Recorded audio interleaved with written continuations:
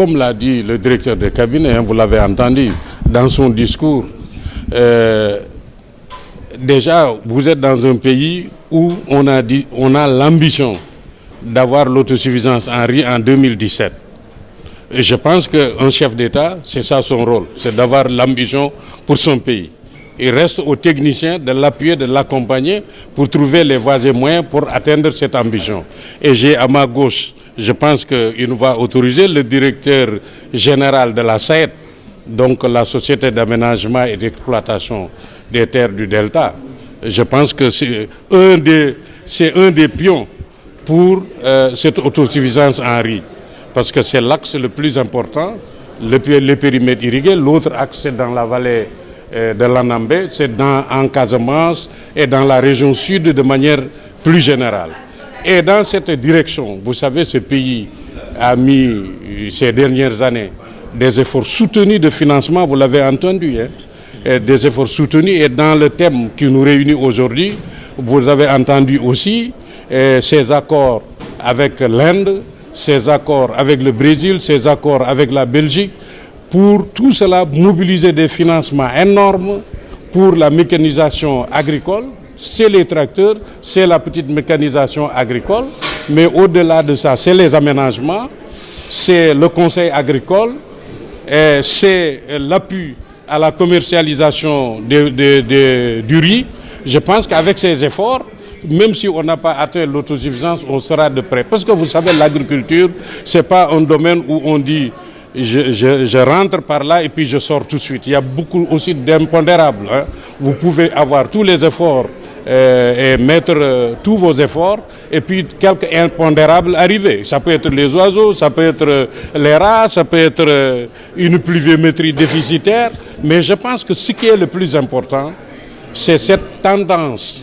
Jamais le Sénégal n'a eu cette tendance lourde d'augmentation de sa production rosicole, de soutien technique et financier à son monde rural. C'est ça qui est le plus important. Et ça, c'est observé dans l'ensemble de l'Afrique de l'Ouest, et ça commence à être école dans l'ensemble de l'Afrique de l'Ouest. Tous les producteurs, on s'est réunis ici l'année dernière en conférence internationale sur l'agriculture ouest-africaine. Et sur tous les producteurs et les secteurs privés qui ont salué les efforts du Sénégal. Bon, moi je travaille pour l'ensemble de l'Afrique de l'Ouest et l'ensemble de l'Afrique centrale sur 25 pays. J'observe, je connais 25 pays de l'Afrique de l'Ouest et du centre. Je connais ce qui se passe dans ces pays, je sais les efforts qu'ils font. Même des pays qui ont des potentiels physiques plus importants, où il pleut dans tous les pays, il y a de l'eau dans tous les pays, et n'ont atteint ces résultats. Je pense qu'il faut les encourager. C'est une excellente occasion pour moi que je saisis pour dire tout simplement que toutes les conditions sont réunies au jour d'aujourd'hui pour que le Sénégal demain nourrit les Sénégalais à partir de son agriculture, à partir de sa riziculture. Nous sommes en bonne voie.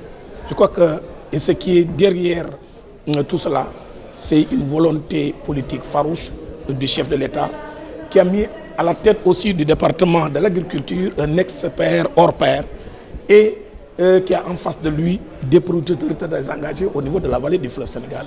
Nous, au niveau de la SAED, nous sommes les soldats qui accompagnent effectivement ces braves producteurs de la vallée du fleuve Sénégal. Regardez ce qui se passe au Sénégal. Yamar l'a dit, c'est un expert que je ne pourrais pas qualifier, surtout en matière de riziculture. Ce qui se passe autour de nous. Je crois que les Sénégalais doivent être fiers de leur pays. Le monde entier salue ce que le Sénégal est en train de faire en matière de révolution rizicole en particulier.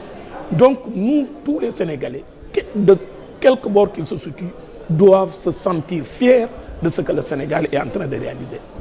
Imaginez produire 900 000 tonnes, 950 000 tonnes de riz en une année. Qui aurait pensé en 2000 que la vallée du fleuve Sénégal pourrait emblaver 44 000 hectares en une seule campagne, 69 000 hectares en une année? Personne ne pourrait le deviner. Comme il l'a dit, nous sommes bel et bien sur la bonne voie et nous sommes encore techniquement, scientifiquement encore plus que convaincus que le Sénégal peut atteindre l'autosuffisance en riz en 2000. 2017. Nous avons 2 campagnes que nous sommes en train de préparer de manière exceptionnelle avec les producteurs. Et Inch'Allah Rabbi, les résultats ne vont pas tarder à tomber. Ils sont déjà tombés. 950 000 tonnes en 2016. Je crois qu'il y a quelques années, qui l'auraient deviné et qui l'auraient dit serait démenti. Monsieur, nous sommes sur la bonne voie, mais qu'est-ce qui bloque toujours? Nous sommes sur la bonne voie, mais qu'est-ce qui bloque? Il n'y a aucun blocage. Comme Yamar l'a dit, l'agriculture, c'est une activité comme toutes les autres activités. La production n'est pas linéaire. Nous faisons face à des aléas comme tous les métiers. Un transporteur peut acheter un car rapide aujourd'hui, tomber en panne demain. L'agriculteur peut aujourd'hui commencer à produire et tomber sur des aléas climatiques, des inondations, des ravageurs, des rats, des pucerons, des oiseaux. Donc tout peut arriver. Et ensuite, nous sommes dans un pays sous-développé. Nous n'avons pas tous les moyens par rapport à nos besoins.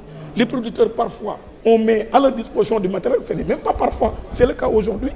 Tout le matériel est à la disposition des producteurs, mais il y a certains qui n'ont pas la solvabilité pour y accéder. Nous sommes en train de voir les voies et moyens pour que, effectivement, ce matériel mis à la disposition des producteurs puisse les servir.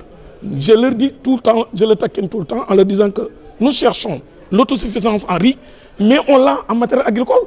Nous avons suffisamment de tracteurs, nous avons suffisamment de moissonneuses, suffisamment de batteuses, bientôt suffisamment de motopompes.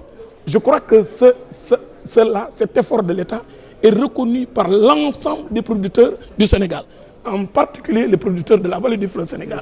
Et nous sommes sur la bonne voie. Et dites-vous bien, et ça, je crois que c'est encore renforcer le sérieux de nos statistiques. Il y a 3 experts qui m'ont appelé ces derniers temps pour me dire qu'on s'est trompé de statistiques. Depuis 2 ans, si vous remarquez, le riz de la vallée inonde le marché dakarois. Le riz de la vallée inonde des régions comme Louga, comme Diourbel. Nous avons fait des enquêtes, le riz de la vallée est vendu dans les 14 régions du Sénégal. Les gens vraiment se trompent et il y a une augmentation des besoins de consommation. D'abord par rapport à l'augmentation des populations, mais aussi par rapport à l'augmentation de la consommation par tête d'habitant. Et cela n'est pas spécifique au Sénégal. Cela est une donnée mondiale. C'est le monde entier qui consomme davantage de riz que par le passé. Est-ce que ce n'est pas donc, puisqu'on en a assez comme vous là, c'est l'occasion de diminuer le kilo de riz quand même? Le kilo de riz aujourd'hui, c'est le riz le plus compétitif dans la sous-région. Et ce qu'il y a aujourd'hui, c'est que sur le plan qualité, il n'y a plus de discussion que le riz sénégalais est de meilleure qualité que tout autre riz importé. Ça c'est clair maintenant, les Sénégalais le savent. Les étrangers qui vivent aujourd'hui parmi nous le confirment. L'ambassadeur des États-Unis au Sénégal, les Chinois qui sont au Sénégal, les Français qui sont au Sénégal, tous sont unanimes qu'ils préfèrent 1000 fois consommer le riz sénégalais que de consommer le riz qui nous vient d'ailleurs. Quand la baisse du prix du riz alors? Mais le prix, non, je dis aujourd'hui, le kilogramme de riz paddy est le plus bas de la sous-région.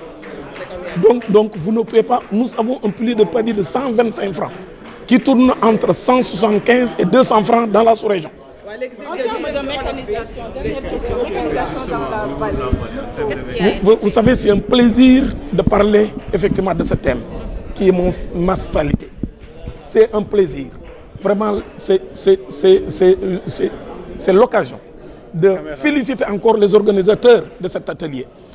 On ne peut pas développer l'agriculture africaine sans une mécanisation raisonnée. Et aujourd'hui, on est sur la bonne voie. On est sur la bonne voie.